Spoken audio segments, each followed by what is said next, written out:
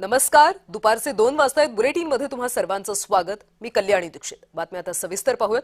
मुख्यमंत्री होण्याची क्षमता असलेला नेता राज्यानं गमावला. अजित पवारांवरच्या शोक प्रस्तावादरम्यान मुख्यमंत्री भावूक झाले. अजित पवारांच्या अनेक आठवणींना मुख्यमंत्र्यांनी यावेळी उजाळा दिला. नियोजन केल्याशिवाय न करणारे अजितदादा या सगळ्या गोष्टी मला असं वाटतं की राजकारणामध्ये खूप विरळ आपल्याला पाहायला मिळतात. खरं तर त्यांचा आणि आमचा दोघांचाही जन्म 22 जुलैचा. दादा माझ्यापेक्षा 11 वर्ष मोठे होते. खऱ्या अर्थानं माझे दादाच होते. सरकार तयार केलं, शपथविधी घेतला. त्याला अनेक लोकांनी पहाटेचा शपथविधी म्हटलं. त्याला पहाटेचा म्हटलं की दादा त्याच्यावर नाराज व्हायचे. दादा म्हणायचे पहाट म्हणजे 6 असतं. ही काही पहाट नाही आहे. आम्ही 9 वाजता शपथ घेतली होती.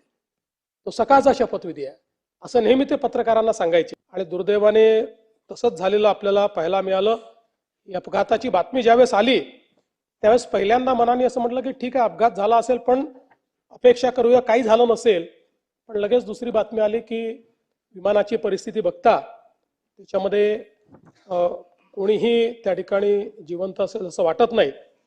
आणि त्यातनं मग पुढच्या गोष्टी आपल्या सर्वांना माहितीच आहेत.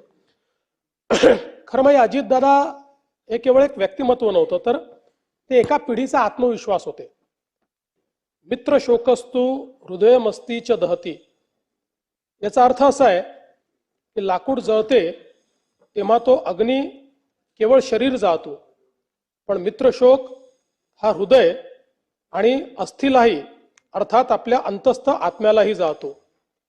अजितदादांसारख्या एका सच्च्या मित्राचा, सहप्रवासाचा असा मृत्यू होणं ही खरं म्हणजे केवळ राजकीय हानी नाही, तर आपल्या सर्वांच्याच अंतःकरणाला प्रचंड वेदना देणारी अशा प्रकारची बाब आहे.